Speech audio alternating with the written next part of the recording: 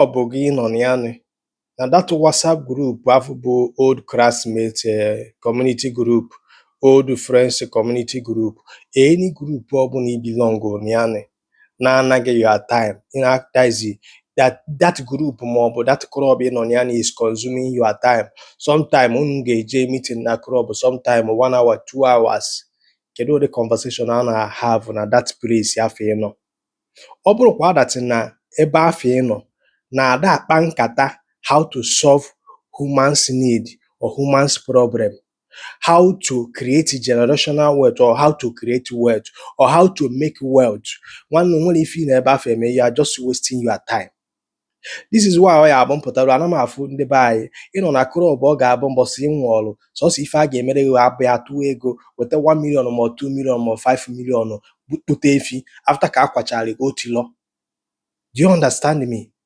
Then ị na-ekwupụta nwa ndị club ga-abịa ga n'ihe gị enu na ị na-agba nkwụ ma ọ bụ na ị na-agba akwụkwọ ndị club ga-abịa ga n'ihe gị enu. Mkpa 50 million dakwasa gị today, you are on your own. If that na club afọ ị nọ na ya no, you are just wasting your time. Time afọ ị na-waste bụ time ga-abalị gị uru ị ga-eji wee engage na something ga-adị productive n'ime ndụ gị.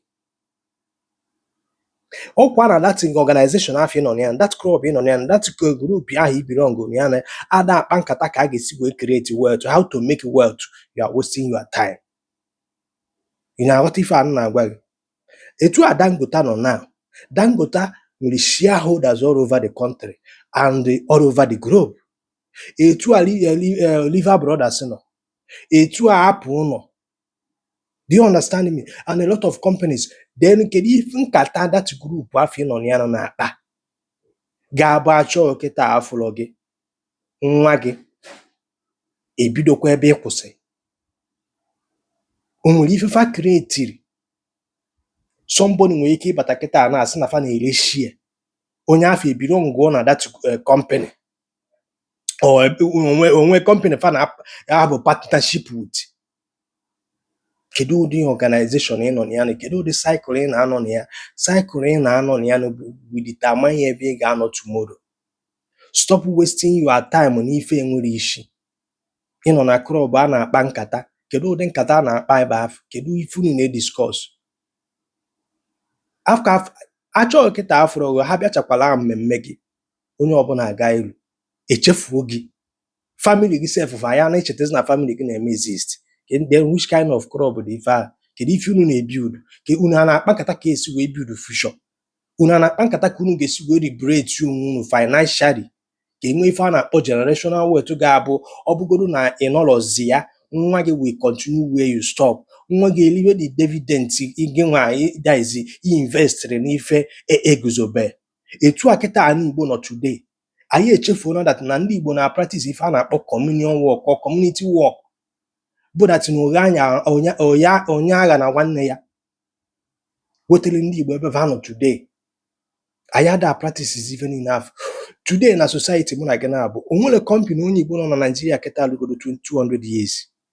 Onwere or even 150 or even 100 years.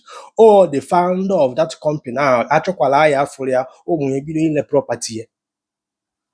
Because the company is not well structured.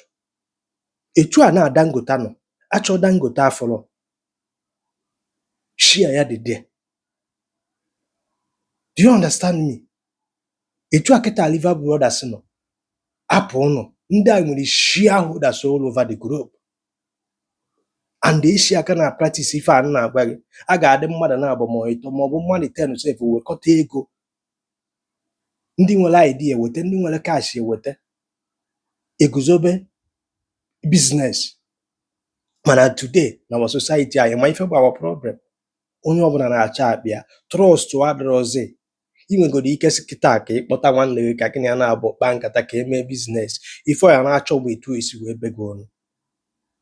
Do you understand? So that group afọ belong on ya, that club afọ belong on ya, that WhatsApp community bụ old classmates and old friends group ị nọ na ya, kedu ụdị nkata a na-akpa ebe afọ?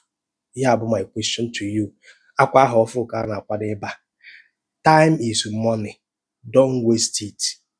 Ka emesịa.